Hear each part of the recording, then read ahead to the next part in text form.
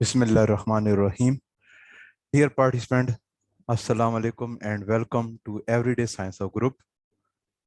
आज जो टॉपिक हम डिस्कस करने जा रहे हैं वो है इकोसिस्टम के हवाले से। इकोसिस्टम जो है उसको स्टडी करने से पहले हम बायोलॉजी की एक ब्रांच है जिसको हम कहते हैं इकोलॉजी, उससे हम स्टार्ट करते हैं। इकोलॉजी जो है ये क्या है? It is a branch of biology which deals with the study of relationship between organisms and environment. यानी ऑर्गेनिज्म का आपस में रिलेशनशिप स्टडी करते हैं और उनका एनवायरनमेंट के साथ रिलेशनशिप स्टडी करते हैं। इसको हम क्या नाम देते हैं? इकोलॉजी। ये बेसिकली दो टर्म्स हैं ग्रीक वर्ड्स की। ओकियोस जिसका मतलब है द फैमिली हाउस होल्ड, और लॉजी जिसका मतलब है द स्टडी ऑफ। यानी ये जो पूरा जो एनवायरनमेंट है ये एक फैमिली की तरह है। जिस तरह हम फैमिली में एक दूसरे के ऊपर डिपेंड करते हैं, इसी तरीके से एक एनवायरनमेंट के अंदर ऑर्गेनिज्म एक दूसरे के ऊपर डिपेंड करते हैं और जो एनवायरनमेंट के अंदर दूसरे जो चीज़ें हैं उसके ऊपर भी डिपेंड करते हैं। तो ये तमाम चीज़ क्या कहलाती है? इकोलॉजी कहलाती है। अब ये इकोलॉजी की जो टर्म है ये सबसे पहले जिसने दी था वो एक जर्मन जूलॉजिस्ट था। उसका नाम क्या था? अर्नस्ट हैकल। ये एक जर्मन जूलॉजिस्ट अर्नस्ट हैकल था। इसने 1866 के अंदर ये टर्म जो इंट्रोड्यूस करा। और जो इकोलॉजी के ऊपर सबसे ज्यादा काम है वो किया था Eugene Odum. He is known as the father of ecology. क्योंकि इसने सबसे ज्यादा काम किया इसलिए इसको हम फादर ऑफ इकोलॉजी कहते हैं। जबकि जो इकोलॉजी की जो टर्म है वो अर्नस्ट हैकल ने दी। अब हम आते हैं इस टॉपिक की तरफ जो कि मेन हेडिंग है वो है इकोसिस्टम। इकोसिस्टम क्या होता है? इकोसिस्टम दरअसल एक एरिया है जहाँ पे ऑर्गेनिज्म आपस में इंटरेक्ट करते हैं और एनवायरनमेंट के साथ भी इंटरेक्ट करते हैं, यानी उनका आपस में एक रिलेशनशिप बनता है। तो ये जो रिलेशनशिप बन रहा है जिस जगह पे बनता है उस जगह को हम क्या नाम देते हैं? इकोसिस्टम का नाम देते हैं। अब इकोसिस्टम जो है ये मुख्तलिफ टाइप्स के होते हैं। इसमें दो मेन टाइप्स आपके सामने मैंने दिए हैं।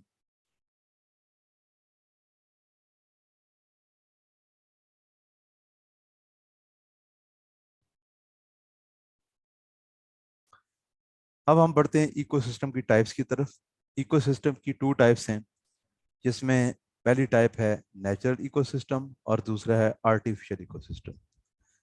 नेचुरल इकोसिस्टम की मजीद दो टाइप्स हैं, एक्वाटिक इकोसिस्टम और दूसरा है टेरेस्ट्रियल इकोसिस्टम। जो पानी में पाया जाता है वो एक्वाटिक इकोसिस्टम है, जो खुश्की के ऊपर या लैंड के ऊपर पाए जाते हैं उसे हम टेरेस्ट्रियल इकोसिस्टम कहते हैं। एक्वाटिक इकोसिस्टम दो तरह का होता है। फ्रेश वाटर इकोसिस्टम, ताज़ा पानी का जोड़ या ताज़ा पानी वाला जो जो लेक है वो सारी क्या कहलाती है? फ्रेश वाटर इकोसिस्टम कहलाती है। ये और मैरीन इकोसिस्टम में ओशन वाटर आ जाता है। समंदर का पानी है जहाँ पे ऑर्गेनिज्म जो है वो डिफरेंट नोयत के होते हैं, क्योंकि यहाँ पे साल्टी एनवायरनमेंट होता है इसलिए ऑर्गेनिज्म भी डिफरेंट होते हैं। टेरेस्ट्रियल इकोसिस्टम में अगर आप देखें तो चार मजीद टाइप्स इसमें मेन आती हैं। पहली है फॉरेस्ट, जंगल का जो इकोसिस्टम है। ग्रासलैंड इकोसिस्टम है, डेजर्ट इकोसिस्टम है और टंड्रा इकोसिस्टम है। फॉरेस्ट जो है इसमें दरख्त ही दरख्त होते हैं। यहाँ पे जो जानवर रहते हैं वो भी मुख्तलिफ नोयत के होते हैं। ग्रास लैंड जो है सिर्फ सिंपल ग्रास ही होती है, इक्का दुक्का कोई दरख्त नजर आते हैं, वरना हर तरफ घास ही घास होती है। और डेजर्ट इकोसिस्टम में रेत ही रेत नजर आती है और वहाँ पे प्लांट्स बहुत कम नजर आते हैं। बल्कि एनिमल जो है वो भी आपको दिन के वक्त नजर नहीं आएंगे, रात के वक्त बिलों से बाहर घूमते हुए नजर आएंगे। टंडरा जो ये बर्फानी खिता है, यहाँ पे जो टेम्परेचर है बहुत ही कम होता है, इसलिए यहाँ के ऑर्गेनिज्म भी दूसरे जो ऑर्गेनिज्म के एनवायरनमेंट है वहाँ से डिफरेंट होते हैं। दूसरा जो आ जाता है वो है आर्टिफिशियल इकोसिस्टम। ये एक मसनूई इकोसिस्टम है जो कि इंसान ने बनाए हैं। मिसाल के तौर पर जो एग्रीकल्चर फील्ड है, ज़रूरी मैदान या खेत हैं, तो वो इंसान क्या करता है? खुद ही खेत तैयार करता है और वहाँ पे फसल उगाता है। चाहे वो फसल चावल की हो, गंदम की हो, जो भी हो, वो एक एग्रीकल्चर फील्ड है और ये क्या है? एक आर्टिफिशियल इकोसिस्टम। इस तरह से एक्वेरियम पानी का एक कंटेनर है, उसके अंदर आप एनिमल्स और प्लांट्स जो हैं उसको छोड़ देते हैं, तो वो एक आर्टिफिशियल एक्वेरियम बन जाता है। पोल्ट्री फार्म जो है जहाँ पे हम मुर्गियाँ रखते हैं ये भी एक आर्टिफिशियल इकोसिस्टम है। इस तरह जू यानी चिड़ियाघर जहाँ पे मुख्तलिफ तरह के एनिमल्स हैं, चाहे वो बर्ड्स हैं, मैमल्स हैं, रेप्टाइल्स हैं, एम्फीबियन हैं, उन सब को हम एक खास माहौल के अंदर हम आर्टिफिशियली रखते हैं। ये क्या कहलाता है? जू कहलाता है। इसके बाद आ जाती है कंपोनेंट ऑफ इकोसिस्टम की बात, कि इकोसिस्टम के मेन अज्जा कौन कौन से हैं। तो दो तरह के हैं, एबायोटिक कंपोनेंट जो कि नॉन लिविंग है, और दूसरा आ जाता है बायोटिक कंपोनेंट जो कि लिविंग कंपोनेंट्स के तौर पर कंसिडर होते हैं। अब नॉन लिविंग कंपोनेंट्स में एयर आ जाता है, सॉइल आ जाती है, ग्रेविटी आ जाती है, इसके अलावा वाटर, टेम्परेचर और टोपोग्राफी आ जाती है।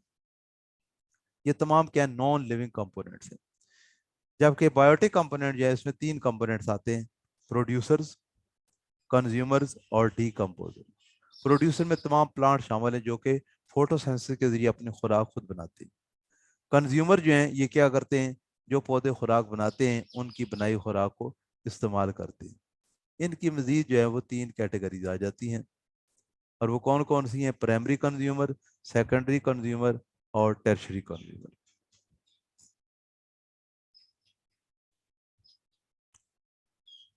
और इसके बाद इस तरह से बाद में क्वार्टरनरी कंज्यूमर भी पाए जाते हैं। तो ये कंज्यूमर की मुख्तलिफ क्या हैं? टाइप्स हैं। कंज्यूमर में जो पहले प्राइमरी कंज्यूमर है ये क्या करते हैं? जो प्लांट्स हैं उनको डायरेक्टली यूज करते हैं। सेकेंडरी जो है क्या करते हैं? ये प्राइमरी कंज्यूमर को फूड के तौर पर इस्तेमाल करते हैं। और सेकेंडरी जो एनिमल्स हैं उनको टर्शी खाते हैं। मिसाल के तौर पर अगर आप देखें, रैट जो है, रैट जो ये क्या करता है? पौधों को खाता है। रैट को फिर जो है वो कैट जो है ये खा रही है। ये क्या है? सेकेंडरी कंज्यूमर है। रैट जो है ये प्राइमरी कंज्यूमर है। कैट जो है ये क्या है? सेकेंडरी कंज्यूमर है। इस कैट को फर्ज करें लायन या और दूसरा एनिमल खा जाता है तो वो क्या होगा? टर्शरी कंज्यूमर होगा। और इसको खाने वाले जो ऑर्गेनिज्म वो क्या होगा? क्वार्टरनरी कंज्यूमर हो सकता है। लेकिन यहाँ पे तीन ही कंज्यूमर आ रहे हैं, प्राइमरी, सेकेंडरी और टर्शरी कंज्यूमर। और ये जो प्लांट्स और एनिमल्स हैं ये खास लाइफ गुजारने के बाद मर जाते हैं, डेड हो जाते हैं, तो इनको बैक्टीरिया और फंजाई डीकम्पोज करते हैं, सादा अज्जा के अंदर कन्वर्ट कर देते हैं। इनको हम डीकम्पोजर कहते हैं। और ये ऐसे केमिकल रिलीज करते हैं जिस वजह से जो डेड प्लांट और एनिमल्स हैं उसके अंदर मौजूद जितने भी कंपोनेंट हैं, चाहे वो कार्बन है, हाइड्रोजन है, ऑक्सीजन है, नाइट्रोजन है, वो सारे एटमॉस्फेयर के अंदर रिसाइकल हो जाते हैं। और इसके बाद दोबारा जब प्लांट और एनिमल आते हैं तो इसको रीयूज करते हैं।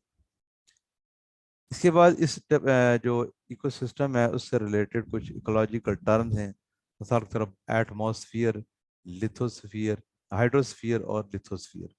एटमॉस्फियर एयर पर मुश्तमिल होता है, हाइड्रोस्फियर वाटर पर मुश्तमिल होता है, ठीक है, और लिथोस्फियर जो है ये सॉइल पर मुश्तमिल होता है। तो ये मुख्तलिफ तरह के एनवायरनमेंट है जिसके अंदर ऑर्गेनिज्म जो है वो सर्वाइव करते हैं। इसके बाद नेक्स्ट चीज आ जाती है बायोस्फीयर के बारे में। बायोस्फीयर क्या होता है?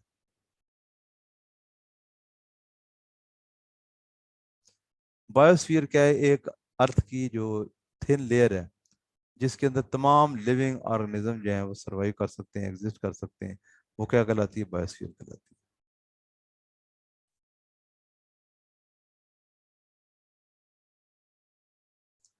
और ये कितना एक्सटेंड होती है? ये 8 to 10 किलोमीटर एक्सटेंड होती है from the surface of the earth, जमीन की सतह से। मिसाल के तौर पर ये जमीन आ रही है तो जमीन के ऊपर जितना 8 से 10 किलोमीटर का एरिया है, 8 से 10 किलोमीटर, ये पूरी लेंथ है, नीचे से ऊपर की तरफ जा रही है। ये क्या कहलाती है? एटमॉस्फेयर की लेंथ कहलाती है, जो कि 8 to 10 किलोमीटर है। ये कितनी है? 8 to 10 किलोमीटर है। और इसका इतना ही डिस्टेंस जो है वो ओशन के अंदर होता है जहाँ पे लाइफ जो है वो एग्जिस्ट कर सकती है। यानी 8 से 10 किलोमीटर ओशन के अंदर और 8 से 10 किलोमीटर जो है वो एटमॉस्फेयर के अंदर होती है। तो इस लिहाज से बायोस्फीयर जो है ये बहुत ही इंपॉर्टेंट है क्योंकि इसमें तमाम ऑर्गेनिज्म के रहने का एक एरिया आ जाता है। इसके बाद नेक्स्ट चीज जो आती है वो है लेवल्स ऑफ इकोसिस्टम के हवाले से, कि इकोसिस्टम के कौन कौन से दर्जे हैं। तो अगर आप देखें इकोसिस्टम के मुख्तलिफ लेवल्स हैं, जिसमें पहले इंडिविजुअल लेवल आ जाता है जिसमें एक फर्द की बात होती है। दूसरा आ जाता है पॉपुलेशन लेवल, जिसमें एक ही स्पीशीज के जो इंडिविजुअल है उनका ग्रुप होता है और वो आपस में इंटरेक्ट करते हैं। तीसरा आ जाता है कम्युनिटी लेवल, जिसमें मुख्तलिफ पॉपुलेशन जो है आपस में कोऑपरेट करती हैं। चौथा आ जाता है biomes. Biomes are major regional community and of plants and animals and these form a biome. Planetary ecosystem जितने भी बायोम्स है दुनिया भर के, वो सारे मिल कर क्या बनाते हैं, प्लेनेटरी इकोसिस्टम बनाते हैं। तो इस तरह से 5 लेवल्स हैं किसके, इकोसिस्टम के। इकोसिस्टम के हवाले से एक और टर्म आ जाती है जो कि बड़ी इंपॉर्टेंट है पेपर के पॉइंट ऑफ व्यू से, वो है इकोलॉजिकल निच। क्या कहते हैं उसको हम, इकोलॉजिकल निच का नाम देते हैं। इकोलॉजिकल निच जो है, ये से पहले पढ़ी है, यहाँ आपको मजीद क्लियर कर देते हैं। It is the basic role of an organism in community. एक ऑर्गेनिज्म पूरी कम्युनिटी के अंदर जो रोल प्ले करता है, वो पूरा रोल क्या कहलाता है, इकोलॉजिकल निच कहलाता है। और इकोलॉजिकल निच जो है, ये सबसे पहले 1917 के अंदर ये टर्म पहले प्रपोज की, जिसका नाम था निच। बाद में इसको इकोलॉजिकल निच का नाम दिया गया। तो निच जो है ये क्या है, ये जोसेफ ग्रिनल एक अमेरिकन ऑर्निथोलॉजिस्ट था।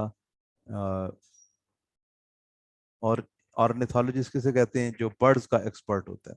तो इसने सबसे पहले ये निचुअल टर्म दी। तो कोई भी रोल ऑर्गेनिज्म यहाँ पर तौर पर प्लांट जो है खुराक बनाने का काम करते हैं। प्लांट जो है वो एयर के अंदर ऑक्सीजन रिलीज करते हैं, कार्बन डाइऑक्साइड यूज करते हैं। ये इनका रोल है, इसको हम क्या कहते हैं, इकोलॉजिकल निच प्लांट की। इस तरह एनिमल जो है प्लांट से खुराक हासिल करते हैं, मूवमेंट करते हैं। ये तमाम चीजें जो है वो निच कहलाती हैं। इसके बाद फूड के जो है ना रिलेशनशिप्स हैं कुछ, जिसमें पहले नंबर आ जाता है प्रीडेशन। प्रीडेशन जो है एक्चुअली इसका मतलब है शिकार करने का अमल। दो ऑर्गेनिज्म होते हैं, एक शिकार करने वाला जिसे हम प्रीडेटर कहते हैं, और दूसरा शिकार होने वाला है जिसके हम प्रे का नाम देते हैं।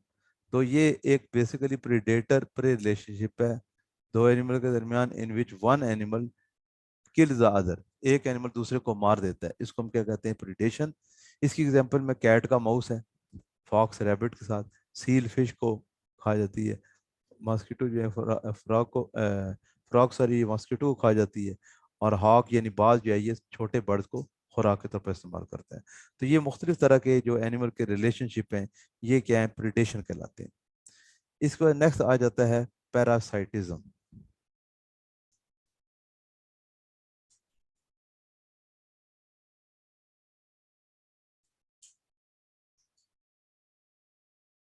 पैरासाइटिज्म प्रीडेटर प्रे रिलेशनशिप है, इसे हम क्या कहते हैं, predator pray relationship. Sorry, parasitism जो है ये होस्ट और पैरासाइट के दरमियान रिलेशनशिप है।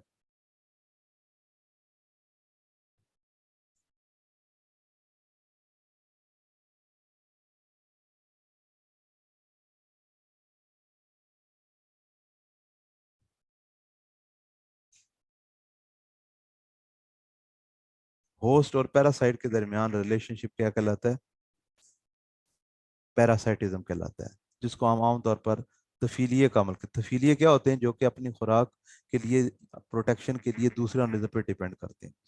ये दो तरह के होते हैं, एक वो हैं जो कि बॉडी के बाहर रहते हैं, जिनको हम एक्टोपैरासाइट कहते हैं, जैसे जुएं हैं, मच्छर हैं।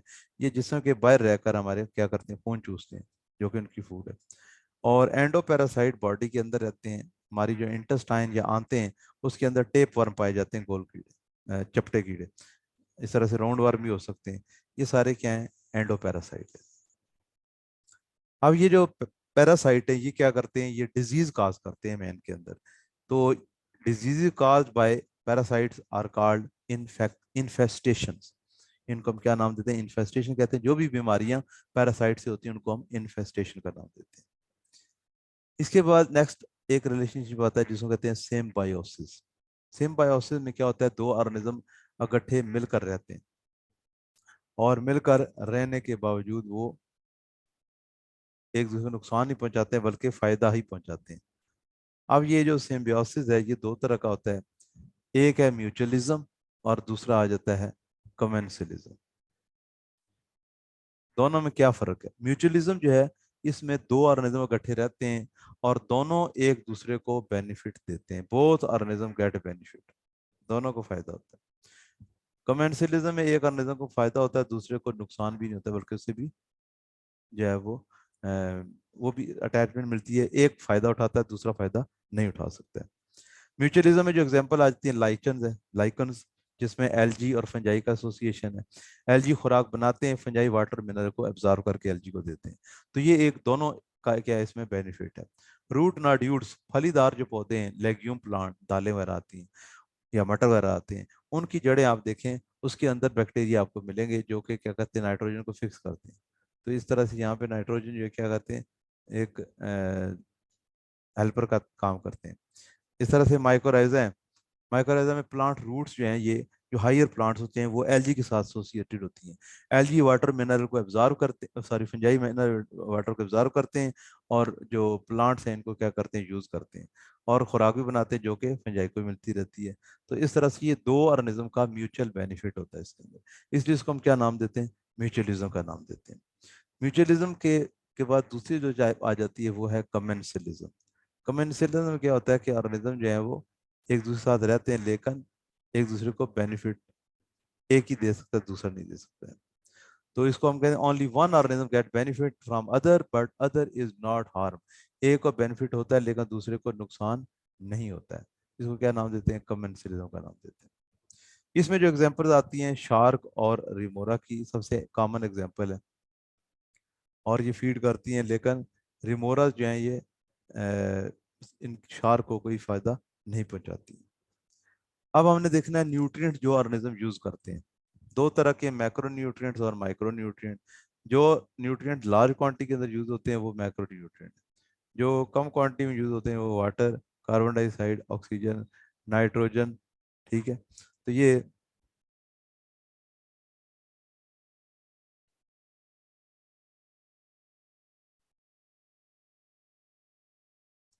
इस तरह से नाइट्रोजन के साथ फास्फोरस, सल्फर और कैल्शियम, ये तमाम के तमाम मैक्रो न्यूट्रिएंट्स हैं। और जो थोड़ी मिकदार में यूज होते हैं उनका माइक्रो न्यूट्रिएंट कहते हैं। उसके अंदर आयोडीन, जिंक ये शामिल है। आयोडीन है,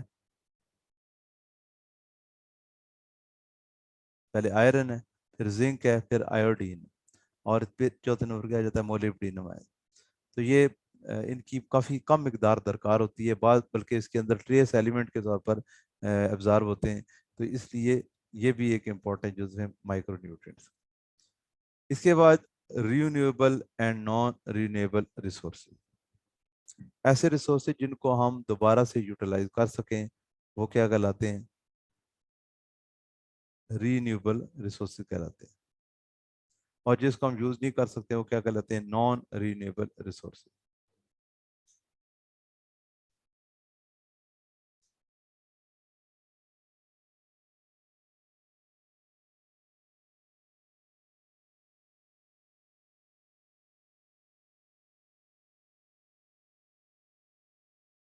रीन्यूएबल रिसोर्सेज जो है उनकी जो डेफिनेशन है वो क्या बनती है, the resources which are never depleted, यानी कम नहीं होते हैं, कभी भी कम नहीं होते हैं, and are recycled in nature again and again, और बार बार फितरत के अंदर या नेचर के अंदर रिसाइकल होते हैं, यूज होते हैं फिर रिसाइकल होते हैं। तो इस तरह से ये क्या कहलाते हैं, रीन्यूएबल रिसोर्सेज कहलाते हैं। इसमें एयर शामिल है, वाटर शामिल है, लैंड शामिल है, फॉरेस्ट है, और वाइल्ड लाइफ शामिल है। जबकि नॉन रिन्यूएबल रिसोर्सेज का, दीज रिसोर्सेज आर एग्जॉस्टेबल, यानी खत्म हो जाते हैं। They are once consumed, they are once consumed can not be replace, इनको रिप्लेस नहीं किया जा सकता। अब इसमें जो एग्जांपल आ जाती है, मुख्तलिफ तरह की मैटर्स आ जाती हैं, इसके अलावा नॉन मेटेलिक मटेरियल आ जाते हैं, मिनरल्स आ जाते हैं, sorry, non metallic minerals, fossil fuel आ जाते हैं जिसमें कोल, ऑयल, नेचुरल गैस वगैरह शामिल है, जो कि हम घरों में इस्तेमाल करते हैं ईंधन के तौर पर। ये तमाम जो है ये क्या है, नॉन रिन्यूएबल रिसोर्सेज दोबारा से हम पैदा नहीं कर सकते, इसलिए जितना कम इनको इस्तेमाल करें हमारे लिए क्या है, बेहतर है। अब इकोसिस्टम में एक इकोसिस्टम है उससे रिलेटेड क्वेश्चन आ सकते हैं, वो है फ्रेश वाटर लेक जोन के वाले से, कि फ्रेश वाटर के अंदर, लेक के अंदर कौन कौन से जोन पाए जाते हैं और वो कैसे काम करते हैं। तो इसमें अगर आप देखें तो तीन तरह के जोन दिखाए गए हैं, लिटोरल जोन, लिमनेटिक जोन, और प्रोफंडर जोन। लिटरल जोन जो है ये समंदर के करीब वाक़ होता है। अल्टीमेट जोन जो है इसमें लाइट जो है वो किसी हद तक पास, काफ़ी हद तक पास हो जाती है, इसमें कहते हैं लिमिनेटिक जोन। जबकि प्रोफंडल जोन जो है जिसमें लाइट जो है वो पेनिट्रेट हो ही नहीं सकती, उसको हम क्या नाम देते हैं, प्रोफंडल जोन का नाम देते हैं। अब ये जो कैनाल है या लेक है उसका जो मुख्तलिफ जोन पाए जाते हैं उसमें। अगर आप देखें जो समंदर के करीब जोन है, साहिल समंदर के करीब जो जोन है, ये भी आपको मैं दिखाता हूँ।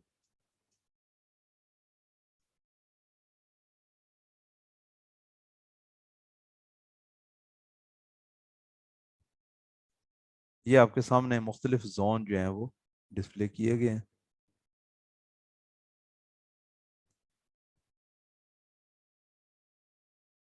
अब उसमें फ्रेश वाटर लेक जोन के पहला जो आ जाता है जोन वो है लिटरल जोन। इसको हम, ये नियर शोर यानी साहिल के करीब होता है।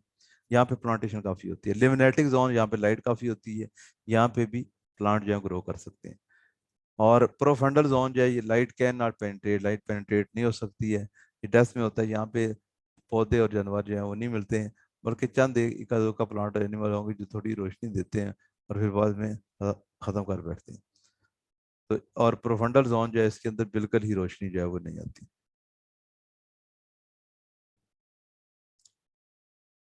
इसके बाद लास्ट में आ जाते हैं एमसीक्यूज।